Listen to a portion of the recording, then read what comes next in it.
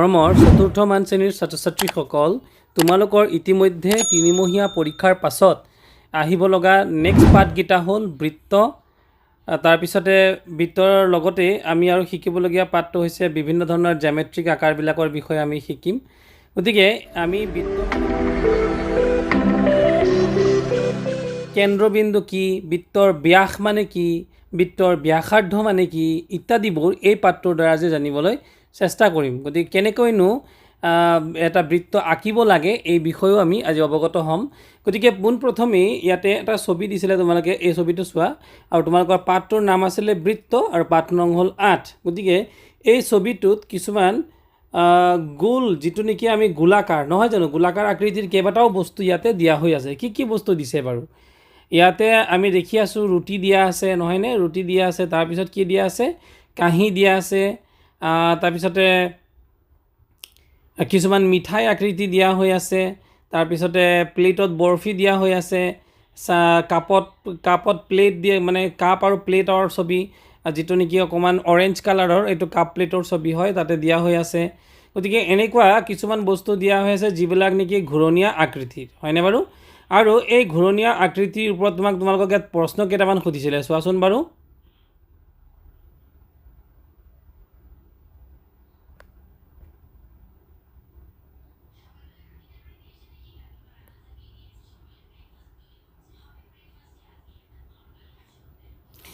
কি দিছিলে যে ওপৰৰ ছবিখনত কি কি আকৃতিৰ বস্তু দেখিছা। গতিকে আমি কি কি আকৃতিৰ বস্তু দেখিছোঁ সেই কথাটো লিখিব লাগে। লগতে তোমালোকৰ ইয়াত বাকচত কিছুমান প্ৰশ্ন দিছিলে যে ওপৰৰ ছবিখনত দেখা ঘূৰণীয়া বস্তুবোৰৰ নাম লিখা। আমি কি কি ঘূৰণীয়া বস্তু, যেনে কি কি দেখিলোঁ? দালি দেখিছোঁ, দালিৰ বাতি নহয় জানো, দালি দেখিলোঁ, ৰুটি দেখিলোঁ, কাঁহী দেখিলোঁ, হয়নে বাৰু? কাপ প্লেট দেখিলোঁ। গতিকে এই বস্তুবোৰৰ ওপৰৰ পৰা দেখাত কেনেকুৱা? ঘূৰণীয়া। গতিকে এইখিনি আমি ইয়াত লিখিব লাগিব। লগতে সোঁফালে তোমালোকে ইয়াৰ ছবি আঁকিব লাগিব, এটা যিকোনো ঘূৰণীয়া বস্তুৰ ছবি আঁকিব লাগিব। আৰু বাওঁফালে তলত চোৱাচোন দিছে তোমালোকৰ চৌপাশত দেখা ঘূৰণীয়া বস্তু কেইবিধমানৰ কি লিখিব দিছে? নাম লিখিবলৈ দিছে। গতিকে ইয়াৰ উত্তৰখিনি আমি তলত তোমালোকক ইয়াত দিবলৈ যত্ন কৰিছোঁ। এইটো চোৱা যে যিখিনি আমি বস্তু দেখিছোঁ, কি কি বস্তু দেখিছিলোঁ? থাল নহয়নে বাৰু? থাল দেখিছোঁ, দালি দেখিছোঁ, ৰুটি দেখিছোঁ, বৰফিৰ বাতি দেখিছোঁ, চাহৰ কাপ দেখিছোঁ, নহয়নে বাৰু? আৰু আমি নেদেখা, ইয়াত নথকা কেইটামান ঘূৰণীয়া বস্তুৰ নাম ক'বলৈ দিছিলে। তেতিয়াহ'লে কি কি হ'ব? ঘড়ী, হয়নে? ঘড়ীটো কেনেকুৱা? ঘূৰণীয়া নহয় জানো? বটলৰ সাঁফৰ, চকা, মুদ্ৰা, মুদ্ৰা মানে কি? আমাৰ কইন, যিটো পইচা বুলি কওঁ, নহয়নে বাৰু? এইকেইটাই আৰু এইখিনি বস্তু ইয়াতে আমাৰ এই যে ছবিটোত নথকা কেইটামান নাম কি কি? ঘড়ী, বটলৰ সাঁফৰ, চকা, মুদ্ৰা, এইবিলাক। ইয়াৰ পিছতে চোৱা ছাত্ৰ ছাত্ৰীসকল যে আমি কেনেকৈনো এটা বৃত্ত আঁকিব লাগে, নহয়নে? তো বৃত্ত আঁকিবৰ কাৰণে কি কৈছে যে এপাত খাৰু লোৱা আৰু খাৰুপাত কাগজত শিলাত বহুৱাই চিত্ৰ একত দেখুওৱাৰ দৰে চাৰিওফালে পেঞ্চিলেৰে আঁকা। তোমালোকে এটা খাৰু ল'বা, খাৰু লৈ পেলাই এনেকৈ আঁকিবাচোন, হয়নে? দ্বিতীয়টো দিয়া আছিল, চোৱা যে কাগজ শিলাত তোমালোকে এটা ঘূৰণীয়া আকৃতি পাইছানে? এই ঘূৰণীয়া আকৃতিটোৱে হৈছে বৃত্ত। গতিকে বৃত্ত কাক কয়?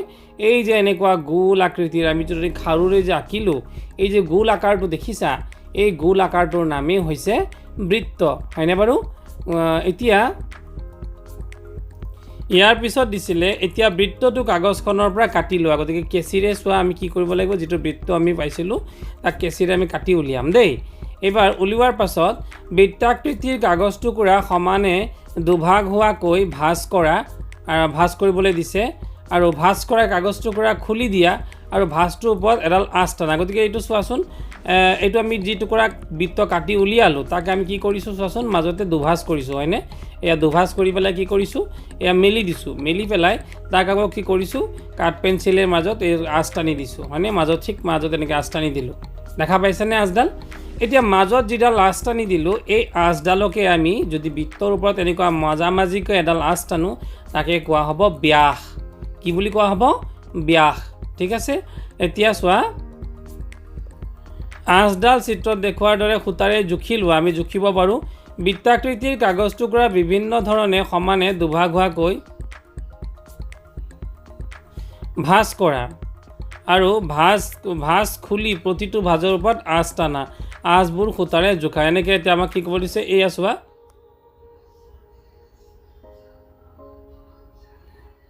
এই যে দেখিছা আমি ভাঁজ বিভিন্ন চাইডে আমি কি কৰি দিছোঁ ভাঁজ কৰি দিছোঁ হয়নে ভাঁজ কৰি পেলাই তোমালোকে দেখা এনেকৈও ভাঁজ কৰিছোঁ এনেকৈও ভাঁজ কৰি আকৌ খুলিও দিছোঁ ভাঁজটো খোলাৰ পিছত কাগজখন দেখাত এই ছবিত দেখুৱাৰ দৰে হ'ব বুজি পালা এইবাৰ আমাক কৈছে চোৱা যে প্ৰতিডাল আঁচৰ জোখ সমান নহয়নে সকলোবোৰ আঁচ একেটা ঠাইতে কটাকটি কৰিছেনে আৰু যদি কটাকটি কৰা ঠাইত এটা ফুট দিয়া এই কটাকটি কৰা ঠাইত এটা ফুট দিওঁ এই ফুটটোৱে হৈছে বৃত্তটোৰ কেন্দ্ৰ যে প্ৰতিটোৱে য'ত কটাকটি কৰিছে এইটো চোৱা তোমালোকে এই যে ক'লা দাগ এটা দিয়া আছে হয়নে মাজত ক'লা দাগ এটা দিছোঁ নে নাই যিমানবাৰ ভাঁজ কৰিছোঁ এটা জেগাতে কটাকটি কৰিছে গতিকে সেই মাজৰ জেগাটোক আমি কি কৰিলোঁ ক'লা ফুট এটা দিলোঁ গতিকে এই ক'লা ফুটটো থকা ঠাইটুকুৰৰ নামেই হ'ব কেন্দ্ৰ বুজি পালা গতিকে এতিয়া আমি বৃত্ত এটা খাৰুৰে আঁকিলোঁ এইবাৰ আমি বৃত্ত এটা কেনেকৈনো আঁকিব লাগে তাকে আমি যত্ন কৰিম গতিকে আহাচোন আমি এতিয়া বৃত্ত এটা আঁকো ছাত্ৰ ছাত্ৰীসকল এয়া চোৱা পেঞ্চিল আৰু কম্পাছৰ সহায়ত কম্পাছৰ জোঙা আগডাল বহীৰ মাজত এনেকৈ হেঁচি লৈ পেলাই আৰু কাঠ পেঞ্চিলডাল এনেকৈ তাত লগাই মানে ফিটিং কৰি লৈ আমি এনেকৈ হাতেৰে যদি ঘূৰাই পেলাই এইদৰে আঁকো চিত্ৰত যদি আমি যেনেকৈ আজি ইয়াত দেখুৱাই আছোঁ তেনেকৈ তোমালোকেও যদি আঁকা আৰু নিশ্চয় হয়তো তোমালোকৰ কোনোবা ছিনিয়ৰ দাদা বা ভণ্টিক তোমালোকে আঁকিবলৈ দেখিছা তেনেকৈ আৰু এই যে মাজত এটা ফুট দিম এই ফুটটোৰ নাম আমি যদি ক বুলি কওঁ এই ফুটডালেই হ'ব কেন্দ্ৰবিন্দু বুজি পাইছা এতিয়া কেন্দ্ৰৰ পৰা অৰ্থাৎ মাজৰ ফুটটোৰ পৰা বৃত্তটোৰ গালৈ যদি এডাল আঁচ আঁকি দিওঁ তেতিয়াহ'লে এইটোক ক'ব ব্যাসাৰ্ধ আৰু যদি বৃত্তৰ আনটো মূৰৰ পৰা কেন্দ্ৰটোৰ মাজলৈ গৈ এনেকৈ সম্পূৰ্ণকৈ এডাল আঁচ আঁকি দিওঁ তেতিয়াহ'লে এইটোকেই কোৱা হ'ব ব্যাস এতিয়া আমি ঠিক তেনেদৰে বৃত্তটোৰ গাৰ পৰা কেন্দ্ৰলৈ আৰু কেইবাটাও তেনেকৈ ব্যাসাৰ্ধ আঁকিব পাৰোঁ এইটো এটা ব্যাসাৰ্ধ আঁকি দিলোঁ দেখিছা ঠিক তেনেকৈ আৰু এটা ব্যাসাৰ্ধ এই বৃত্তটোৰ পৰা ইয়াৰ পৰা মই কেন্দ্ৰলৈ আৰু এটা ব্যাসাৰ্ধ আঁকিলোঁ বৃত্তৰ কেন্দ্ৰৰ পৰা কেন্দ্ৰবিন্দুলৈ এইটো আৰু এটা ব্যাসাৰ্ধ আঁকিলোঁ গতিকে ব্যাসাৰ্ধ মানে কি বৃত্তৰ গাৰ পৰা কেন্দ্ৰলৈ যোনটো দূৰত্ব এয়া দেখুৱাই দিছোঁ এই যে দূৰত্বটো এই দূৰত্বটো কি হ'ব ব্যাসাৰ্ধ আৰু এই যে এতিয়া দেখুৱাৰ যিটো আমি বৃত্তৰ এটা মূৰৰ পৰা আনটো মূৰলৈ কেন্দ্ৰৰ মাজেৰে যোনডাল আমি এই দাগটো দি দিলোঁ এইটোৱে হৈছে ব্যাস গতিকে ব্যাসডাল দীঘল আৰু ব্যাসাৰ্ধডাল তাৰ আধা হয় ছাত্ৰ ছাত্ৰীসকল ইতিমধ্যে তোমালোকে বৃত্ত কেনেকৈ আঁকিব লাগে সেই বিষয়ে গম পালা গতিকে এখন বৰ্গাকৃতিৰ কাগজ লোৱা আৰু তলৰ চিত্ৰত দেখুৱাৰ ধৰণে দুভাঁজ কৰা গতিকে এই যে তোমালোকে ছবিটো দেখিছা এই ছবিটোকে কোৱা হয় বৰ্গাকৃতিৰ ছবি দেই গতিকে বৰ্গাকৃতিৰ ছবিটো কি কৰিবলৈ দিছে দুভাঁজ কৰিবলৈ দিছে দুভাঁজ কৰিলে দেখাত এইটোৰ নিচিনা ইয়াৰ তলত দেখুৱাৰ ধৰণে এই ধৰণেৰে হ'ব আৰু তাক আকৌ যদি ভাঁজ কৰি দিওঁ তেতিয়াহ'লে এই ইয়াত দেখুওৱা ধৰণে আৰু এটা হ'ব এইবাৰ যদি ইয়াকো যদি আমি এনেকৈ চুকটো কাটি দিওঁ চিত্ৰত দেখুৱাৰ দৰে যদি চুকটো স্তৰ 4 এইটো দিছে যে এতিয়া ক চুকত স্কেলডাল থৈ তলত দেখুওৱা ধৰণে জোখ লোৱা স্কেলডাল কৰ পৰা খলৈ দূৰত্ব 3 সেন্টিমিটাৰ এতিয়া চিত্ৰত দেখুৱাৰ দৰে স্কেলডাল প্ৰথমে দাগটো ক চুকটোত স্থিৰ কৰি স্কেলডালৰ আনটো মূৰ কাগজখনৰ ওপৰত ঘূৰাই 3 সেন্টিমিটাৰ দূৰে দূৰে ফুট দি যাবলৈ দিছে আমি স্কেল দি জুখি কিমান ল'ম 3 সেন্টিমিটাৰৰ জোখ ল'ম এইটো 3 সেন্টিমিটাৰ জোখ লৈ দূৰে দূৰে কি দিছোঁ আমি ফুট দি গৈছোঁ দেই সেই কাগজখনৰ ফুট দি দিলোঁ এতিয়া এই কাগজখন কি কৰি দিব লাগিব আকৌ এই আছৰ য'ত ফুট দিছিলোঁ তাত কি কৰিব লাগিব কেঁচিৰে আমি কাটি দিম বুজি পাইছা ফুট দিয়া জেগাত আমি এনেকৈ কাটি দিম কাটি পেলাই যদি এবাৰ মেলি দিওঁ তেতিয়াহ'লে এই এনেকুৱা চিত্ৰ এটা আমি পাম দেখিলা এই চিত্ৰটোৱে হ'ল এটা বৃত্তৰ চিত্ৰ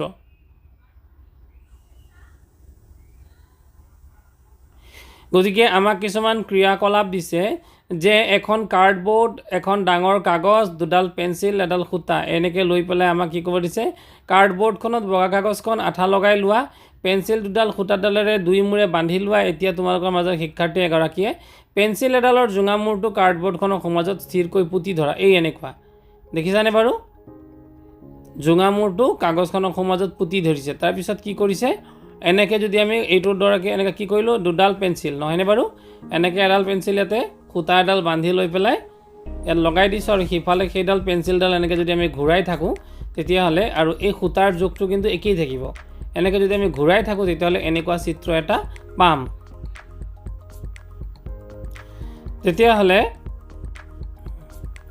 আন এগৰাকী শিক্ষাৰ্থীয়ে সূতাডালৰ আনটো মূৰত বান্ধি থোৱা পেঞ্চিলডাল পোনকৈ ধৰা আৰু স্থিৰ কৰি থোৱা পেঞ্চিলডালৰ চাৰিওফালে কাগজত দাগ পৰাকৈ সম্পূৰ্ণ এপাক ঘূৰোৱা তোমালোকে বৃত্ত এটা পালানে ঘূৰাওঁতে মন কৰিবা যাতে সূতাডাল সোঁমাজৰ পেঞ্চিলডালত পাক নাখায়। বৃত্তটোৰ সোঁমাজত পোৱা পেঞ্চিলৰ ফুটাটোৱে হৈছে বৃত্তটোৰ কেন্দ্ৰ। গতিকে কেন্দ্ৰটোৰ পৰা চিত্ৰত দেখুওৱা ধৰণে আঁচ টানা আৰু স্কেলৰ সহায়ত আঁচবোৰ জোখ লোৱা। গতিকে চিত্ৰত দেখুওৱাৰ দৰে আঁচ টানিবলৈ দিছে।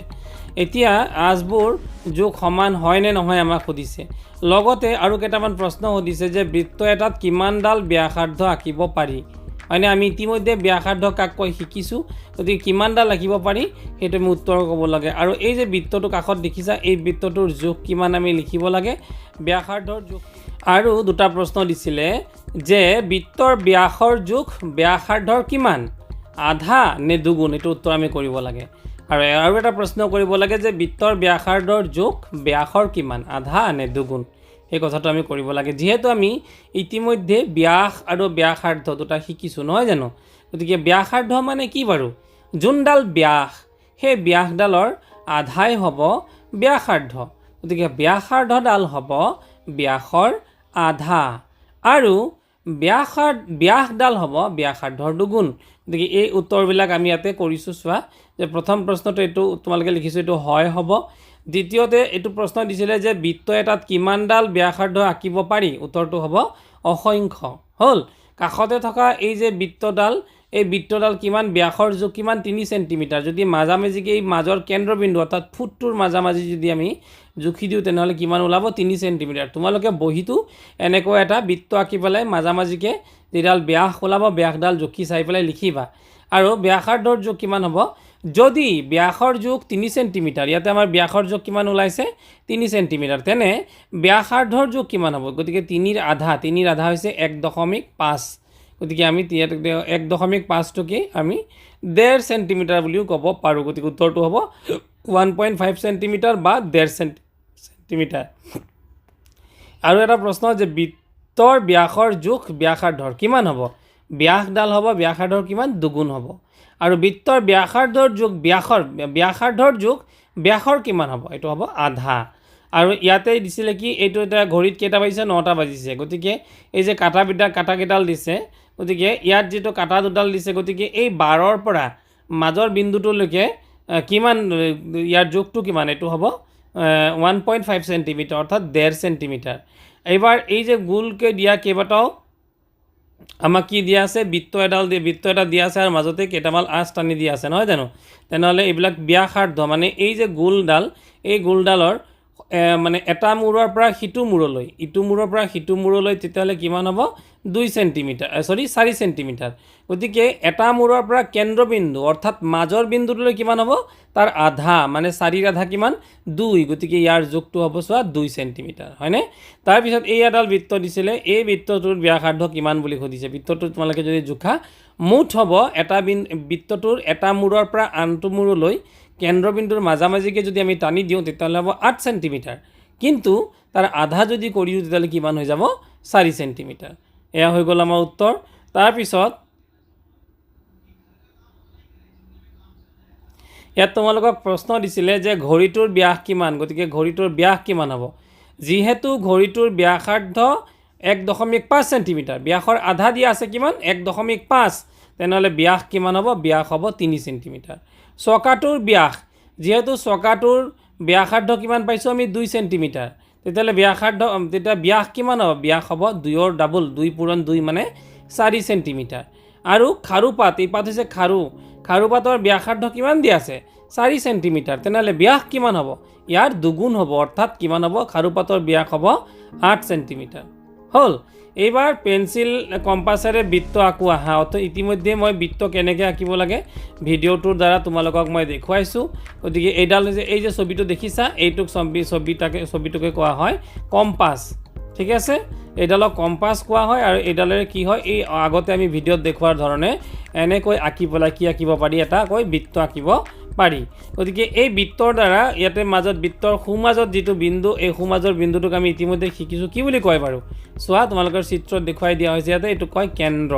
হয়নে বাৰু এই যে কম্পাছডালৰ যে চোকা আগডাল যে য'ত জোঙাডাল খোজ খাই থাকে সেইটোকে আমি কেন্দ্ৰ বুলি ক'ব পাৰোঁ আৰু এই বৃত্তৰ দ্বাৰাই অলিম্পিক খেলত এটা চিম্বল গতিকে এই বৃত্তৰ দ্বাৰাই আমি অলিম্পিক খেলৰ চিম্বল বা ডিজাইন আঁকিব পাৰোঁ বা এনেধৰণৰে ইয়াত দেখাই যে দেখিছানে বাৰু আমি দেৱালী বা লক্ষী পূজা আদিত আমি এনেধৰণৰ কিছুমান চানেকি তৈয়াৰ কৰোঁ গতিকে এনেকুৱা চানেকিও তোমালোকে বৃত্ত দি পেলাই কিন্তু ধুনীয়া ধুনীয়া ডিজাইন আঁকিব পাৰা দেখিছানে কিমান ধুনীয়া ধুনীয়া ডিজাইন আঁকা হৈছে তোমালোকে চেষ্টা কৰি তোমালোকে দেৱালী বা ৰংগলী আঁকিবৰ বাবে এনেকৈ চেষ্টা কৰিব পাৰি আৰু যদি খাৰু নহয় তেনেহ'লে কাঠ পেঞ্চিলেৰে তোমালোকে পাকা বা মজিয়াত যদি আঁকি লোৱা এনেধৰণৰ কিন্তু ডিজাইন প্ৰস্তুত কৰিব পাৰিবা গতিকে এয়া আছিল মৰমৰ ছাত্ৰ ছাত্ৰীসকল আৰু এয়া দেখিছানে এটা পুতলা এই পুতলাটো কিন্তু সম্পূৰ্ণ গোটেইকেইটা এটা বৃত্ত দি পেলাইহে আঁকা হৈছে কাণটো বৃত্ত দি আঁকা হৈছে মুখখন বৃত্ত দি আঁকা হৈছে নাকটো গোটেই মাথাটো বৃত্ত দি আঁকা হৈছে চকুবিলাক বৃত্ত দি আঁকা হৈছে হাত দুটা বৃত্ত দি আঁকা হৈছে